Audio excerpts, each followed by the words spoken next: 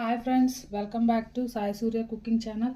మీరంతా ఎలా ఉన్నారండి? నేనైతే బాగున్నాను, మీరు కూడా బాగుండాలని మనస్ఫూర్తిగా కోరుకుంటున్నాను. సో ఈరోజు అయితే మిల్ మేకర్తో కర్రీ చేస్తున్నానండి. దానికైతే మిల్ మేకర్స్, అదే వీటిని సోయా చంక్స్ అని కూడా అంటారు కదా, అలాగే సన్నగా ఒక లావుగా ఉన్నవి 2 ఉల్లిపాయలు తీసుకుంటే సన్నగా కట్ చేసి పెట్టుకోండి. అలాగే ఒక 4 పచ్చిమిరపకాయలు, తర్వాత ఒక 3 టొమాటోలు కట్ చేసి పెట్టుకోండి. పేస్ట్ చేసుకుందాం దీన్ని.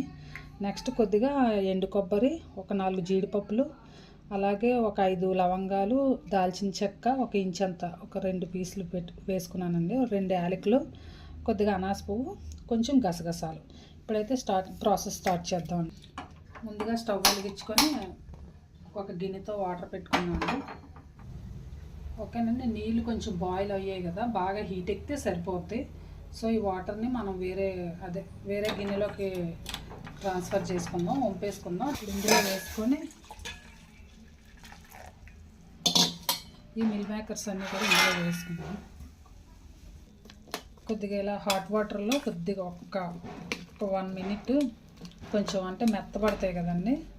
సో ఇలా అనుకున్న వెంటనే ఈ నీళ్ళతో అంటే మనం పిండలేం కదా, చెయ్యి కాలిపోద్ది కాబట్టి కూల్ వాటర్ పోసుకుందాం. అంటే ఇవి వంచేసి కూల్ వాటర్ పోసుకుందాం. ఇలా ఒక స్ట్రైనర్తో వడగట్టేసుకోండి. నెక్స్ట్ కొద్దిగా కూల్ వాటర్ వేసుకుందాం. కొద్దిగా కూల్ వాటర్ కూడా వేసుకుందాం పైన. దీన్ని అప్పుడు కొద్దిగా చల్లబడతాయి కదా, ఇక చూసారా, ఇలా మొత్తం వాటర్ అంతా గట్టిగా పిండేసుకోండి. కూల్ వాటర్ కూడా వేసుకున్నాక ఆటోమేటిక్గా మెత్తపడతాయి కదా, కొద్దిగా చల్లారుతుంది కూడా. ఓకేనండి, స్టవ్ వెలిగించుకొని ఒక ప్యాన్ పెట్టుకుందాం. ప్యాన్ పెట్టుకున్నాక కొంచెం బటర్ వేసుకుందాం. ఒక చిన్న పీస్ అంత వేసుకోండి. ఒక చిన్న పీస్ అంత బటర్ వేసుకుందాం అండి. నెక్స్ట్ కొద్దిగా ఆయిల్ వేసుకుందాం. ఒక 1.5 స్పూను ఆయిల్ వేసుకోండి.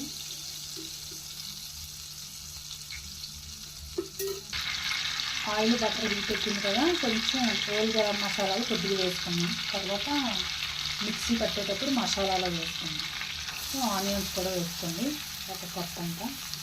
ఒక 2 పెద్దవైతే ఒక 2 ఉల్లిపాయలు కట్ చేసుకోండి. చిన్నవి అయితే మీడియం అయితే ఒక 2-3.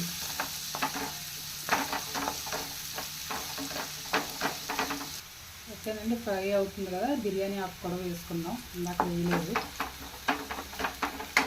ఇప్పుడు కొద్దిగా ఒక 1/2 స్పూన్ అంత వేసుకోండి అల్లం వెల్లుల్లి పేస్ట్.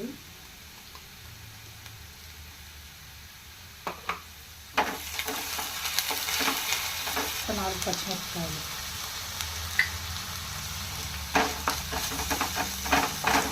ఇవి వేగేలోగా మనం పేస్ట్ రెడీ చేసుకున్నాము. పేస్ట్ గ్రైండ్ చేసుకున్నాం. మనం ఇందాక చూపించాను కదా, ఎండు కొబ్బరి, కాజు, తర్వాత గసగసాలు, ఇవన్నీ కూడా టమాటాలు మొత్తం అన్నీ కూడా పేస్ట్ చేసాం. ఇందాక చూపించాను కదండి, అవన్నీ కూడా అదే ఎండు కొబ్బరి, జీడిపప్పు, గసగసాలు, అలాగే కొద్దిగా ధనియాల పౌడర్ కూడా ఇందులో వేసుకుందాం. ఒక 1 స్పూను. అంటే ధనియాలు పొడి ఉంది కదా అనేసి అని కొద్దిగా. ఓకే, ఒకసారి కొంచెం పొడి చేసుకున్నాక అప్పుడు టొమాటోస్ వేసుకుందాం. నెక్స్ట్ ఇందులోనే ఈ టొమాటో ముక్కలు కూడా వేసుకొని మిక్సీ పట్టేసి. ఇప్పుడు వేగుతుంది కదండి, ఇందులోనే ఒక 1/2 స్పూన్ అంతా పసుపు వేసుకుందాం. ఆనియన్స్ చూసారా బాగా చక్కగా గోల్డ్ కలర్లోకి వచ్చాయి కదా. ఇప్పుడు మనం ముందుగా చేసుకున్నాం కదా, ఈ పేస్ట్ని కూడా వేసుకుందాం. ఓకేనండి, చూసారా బాగా వేగింది కదా. మనం టమాటా పువ్వు, కొబ్బరి, గసగసాలు, కాజు అన్నీ వేసుకున్నాం కదా, పేస్ట్ అంతా కూడా బాగా చూసారా బాగా ఫ్రై అయ్యి ఇప్పుడు ఆయిల్ ఇలా పైకి తేలుతున్నప్పుడే మనం ఒక 1/2 స్పూను జీలకర్ర పొడి వేసుకున్నాము. అలాగే ఇంకొక 1/2 స్పూన్ ఇందాక మనం మిక్సీలో వేసుకున్నాం కదా పేస్ట్లో ధనియా పౌడరు ఇంకొద్దిగా. అలాగే 1.5 స్పూన్ కారం వేసుకున్నాం. పచ్చిమిర్చి మసాలాలు అన్నింటిలో కూడా ఎక్కువ ఉంటాయి కదండి. సో వీటన్నిటిని బాగా ఓకేనండి. కారం ఇవన్నీ వేసుకున్నాం కదా, ఇప్పుడు రుచికి సరిపడినంత సాల్ట్ వేసుకున్నాం. బటర్లో మన ఆల్రెడీ కొద్దిగా ఉప్పు ఉంటుంది కదండి, సో చూసి వేసుకోండి. ఓకేనండి, ఒక 1 స్పూను గరం మసాలా పొడి కూడా వేసుకుందాం.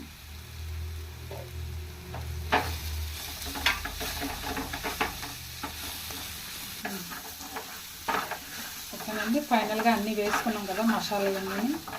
చూసారా బాగా వేగిపోయింది. ఇప్పుడు మిల్ మేకర్స్ అవి వేసుకుందాం. ఇందాక మనం వాటర్ని పిండుకున్నాం కదా, ఆ మిల్ మేకర్స్ అన్నీ ఇందులో వేసేసుకోవాలి.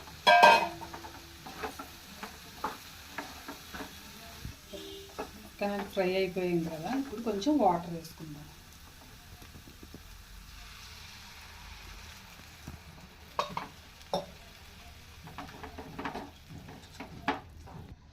ఓకేనండి, కొద్దిగా సన్నగా కట్ చేసుకున్న కొత్తిమీర కూడా వేసుకుందాం.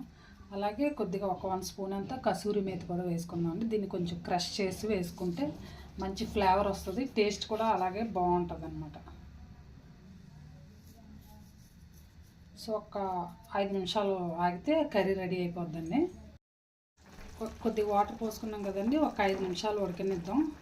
ఇలా కొంచెం మీడియం ఫ్లేమ్లో పెట్టుకొని ఒక 5 నిమిషాలు ఉడికిద్దామండి. మిల్ మేకర్స్తో అయితే బాగా, అంటే ఇందులో ప్రోటీన్స్ అవి బాగా పుష్కలంగా ఉంటాయి అంటారు కదండి. ఇదైతే ఇంకా మనం మటన్ కర్రీ ఎలా తింటామో సేమ్ మిల్ మేకర్ కూడా అంతే టేస్ట్గా అలాగే రుచిగా ఉంటుంది.